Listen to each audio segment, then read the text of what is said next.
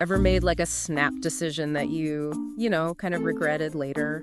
Or felt like inexplicably drawn to one choice, even though like logic pointed you in a totally different direction? Happens to the best of us. Yeah, I think we've all been there. And that's what we're diving deep into today, the hidden workings of our minds, those fascinating quirks, the mental shortcuts, the biases that shape every decision we make. We're taking Thinking Fast and Slow as our guide today. It's a book by Nobel Prize-winner Daniel Kahneman. Exactly. And this deep dive is like getting a backstage pass to your own brain, like helping you understand why you do the things you do. It's like lifting the curtain on a magic show. Yeah. We'll reveal those subtle illusions our minds create so you can become a more conscious architect of your choices. Oh, I love that, a conscious architect. Right. So where do we even begin with all of this? What's the first mind-blowing trick we need to understand about how our brains work? Well, it all starts with recognizing that your brain, right, operates on two distinct systems, System 1 and System 2. Imagine them as two characters in your mental theater. Okay, I'm picturing it. Give me the rundown. Tell me more about these mental actors. Who are they? What do they do? All right, so System 1 is like your impulsive, intuitive star. Think fast, automatic, and is constantly like scanning for patterns. It's the reason you instinctively reach for your phone when it buzzes. Or slam on the brakes when somebody cuts you off. Exactly. Now this system, it's highly efficient, but sometimes it jumps to conclusions. It's working with limited information. Gotcha. Then there's System 2. This is your thoughtful, methodical character. When you're planning a trip or solving a complex problem, really using your brain, that's System 2 stepping into the spotlight. Okay, so to put it simply, System 1's like a quick-draw gunslinger, and System 2 is more of a chess grandmaster, carefully plotting each move. That's a great analogy. And while we need both systems to navigate the world, understanding their strengths and weaknesses is key to making smarter decisions. This is already making me rethink all those impulse buys, like, oh, maybe I didn't need that. Now, here's where things get even more interesting. These mental shortcuts, right, they're generally helpful. They can sometimes lead to predictable errors in thinking. We call these cognitive biases. Okay, so let's unpack these biases. They sound like mental traps we need to be aware of. One of the most common and influential biases is the availability heuristic. Think about how news coverage of, let's say, plane crashes or shark attacks often makes these events seem more common than they actually are. Right. Because these vivid stories, they're easily recalled, right? And so our brains overestimate their likelihood, making us more fearful than we need to be. That explains why I'm way more worried about flying than driving, even though statistically driving is far more dangerous. Precisely. The availability heuristic distorts our perception of risk, leading us to make decisions based on, fear rather than facts. It's like judging a book by its flashy cover, right, rather than actually reading the entire story. So how do we avoid falling prey to this mental trap? It's about being aware of the information that's shaping your perceptions. Yeah. Right. So actively seek out data and statistics rather than relying on gut feelings or sensationalized stories. The next time you feel that fear response kicking in, just ask yourself, is this fear based on solid evidence or just a vivid image replaying in my mind? Yeah, that's a powerful question to ask. Now, I'm curious about another bias you mentioned, angering. What's that all about? Okay, so let's say you're at a flea market, right? And a vendor casually asks if you think a vintage lamp is worth more or less than $100. Suddenly, that number becomes an anchor in your mind, Okay. influencing how much you're willing to pay, even though you had no idea of its value before. It's like a mental tug of war.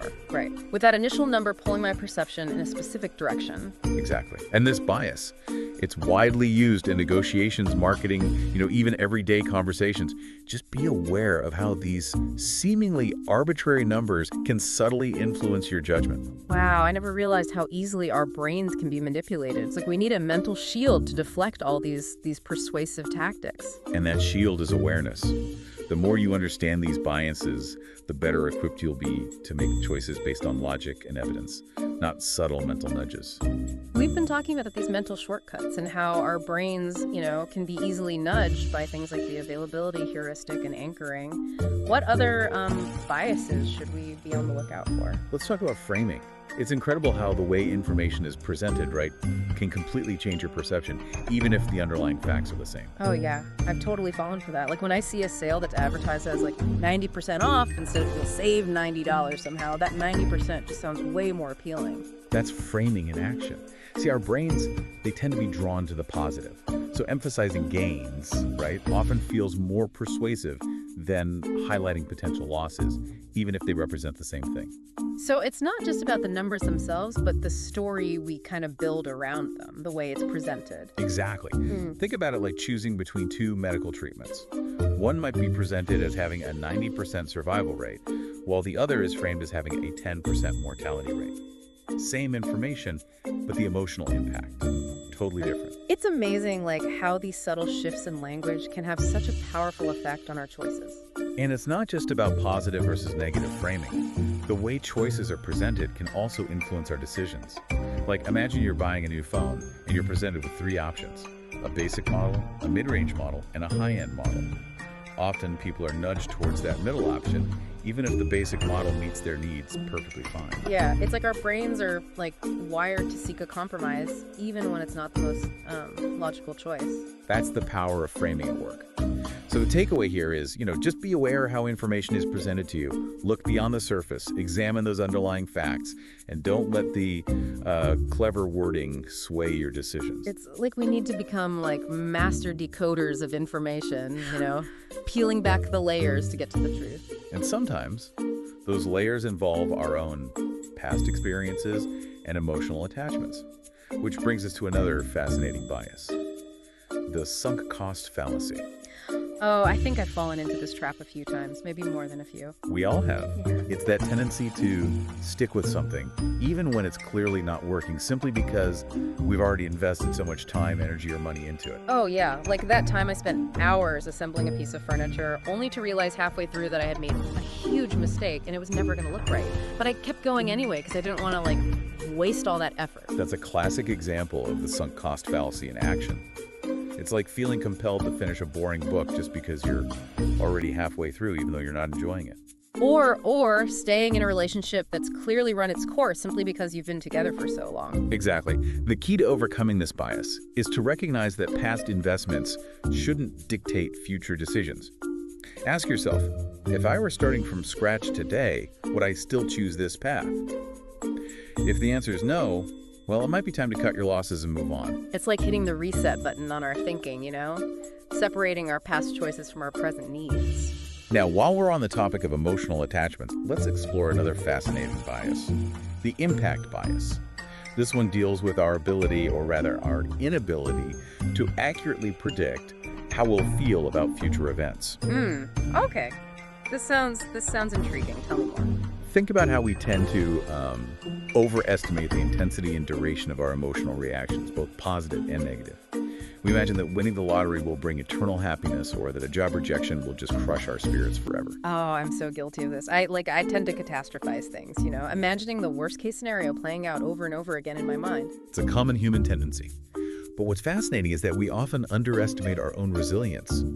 Our brains have this incredible ability to adapt and cope with challenges, bouncing back from setbacks much faster than we anticipate. So it's like we have this inner psychological immune system that protects us from emotional overload. Precisely. We have these amazing coping mechanisms that kick in, helping us reframe situations, find meaning in adversity, and ultimately move on with our lives. That's reassuring to know. So the next time I'm feeling anxious about a potential negative outcome, I'll remind myself that I'm probably more capable of handling it than I think. Exactly. And remember, even positive events often don't have the lasting impact we expect. That incredible vacation you've been dreaming of, it'll probably be amazing, but life will go back to normal pretty quickly afterward. It's a good reminder to savor the present moment and not get too caught up in chasing fleeting highs. Now, before we wrap up this part of our deep dive, I want to talk about one more bias that can significantly impact our decision-making: focalism. Okay, focalism. I'm all ears. This bias refers to our tendency to get fixated on a single aspect of a situation, often overlooking other crucial factors that might influence our overall experience. Can you give me a real-world example of this? Imagine you're deciding between two job offers. One might offer a slightly higher salary, but require a longer commute, while the other has better benefits, but less room for growth. Focalism might lead you to focus solely on that salary difference, neglecting the broader impact of each choice on your overall well-being, and career satisfaction. It's like we're looking at the situation through a narrow lens, kind of, missing the bigger picture. Exactly. To combat focalism, it's crucial to consciously broaden your perspective. When making a decision, list out all the potential pros and cons, both short-term and long-term.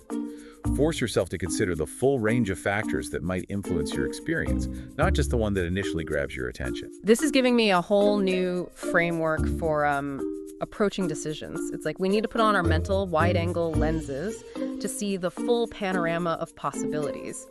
This deep dive into thinking fast and slow has been really incredible. It's like we've been on a mental treasure hunt, uncovering these hidden biases that shape our thoughts and decisions. And the treasure we found is awareness. Armed with this knowledge, right, you can start to recognize these biases in action, not just in yourself, but also in the world around you. Yeah. It's like we've gained a superpower, the ability to see through these mental illusions that often distort our judgment. Now the question is, what do we do with this newfound power? Right? Yeah. It's one thing to understand these biases, but how do we actually overcome them and make, more rational choices? That's the million-dollar question. So what do we do? I'm ready for some actionable strategies. Lay it on me. Well, the first step, as we've discussed, is awareness. Simply recognizing that these biases exist is a huge leap forward. Right. It's like shining a light on those mental shortcuts, right? Bringing them from the shadows of our unconscious into the spotlight of our awareness. Once you're aware of a bias, you can start to question its influence on your thinking. Let's say you're about to make a big purchase and you realize you're heavily anchored to a price you saw earlier. Like that time I was convinced I needed a designer handbag just because I saw a celebrity carrying it. Exactly. In that moment, right, you can pause and ask yourself, is this a genuine need? Or am I being swayed by the anchoring effect? It's like hitting the mental pause button or giving our system 2 a chance to step in and analyze the situation, more objectively. Precisely. Another powerful strategy is to actively seek out different perspectives. So, not just surrounding ourselves with people who agree with us all the time. Exactly. Engage in conversations with people who hold, different views. Read articles that challenge your assumptions. Consider the evidence from multiple angles. It's like building a mental muscle, the muscle of open-mindedness and intellectual flexibility. And don't be afraid to change your mind when presented with, compelling new evidence. Right. It's a sign of intellectual growth, not weakness. Absolutely. Now, one of the most effective ways to combat these biases is to slow down our thinking. Okay. So, not just reacting impulsively, but taking the time to really weigh our options. Exactly. Remember System 2, that thoughtful, analytical character in our mental theater. Give it time to step into the spotlight. So before making a big decision, we should sleep on it, gather more information, maybe even write down a list of pros and cons. Those are all great strategies. The more you can engage your System 2 thinking, the better equipped you'll be to make choices that align with your true values and goals.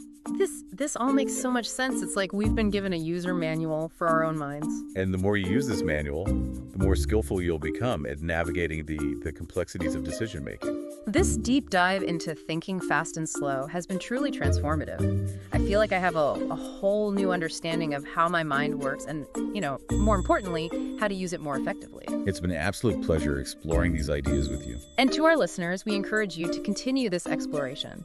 Pick up a copy of Thinking Fast and Slow, or check out some of the many resources available online.